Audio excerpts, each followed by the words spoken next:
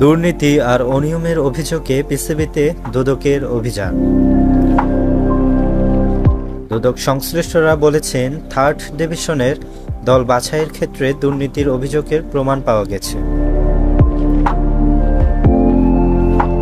অভিযোগ উঠেছে বিপিএল এর টিকিট বিক্রিতে অনিয়মের।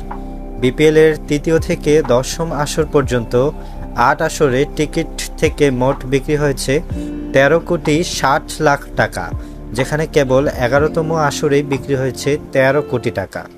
8 বছরের আয় হচ্ছে 15 কোটি টাকা আর 1 বছরের আয় হচ্ছে 13 কোটি টাকা। বিসিবির মুজিব শতবর্ষ কনসার্টে দুদকের 19 কোটি টাকা সরানোর অভিযোগ উঠেছে।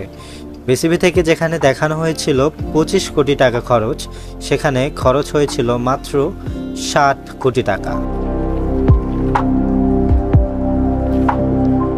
পাপনের আমলে অনিয়ম ও দুর্নীতিসহ বিভিন্ন অভিযোগে বাংলাদেশ ক্রিকেট বোর্ড অভিযান পরিচালনা করেছে দুর্নীতি দমন কমিশন দুদক।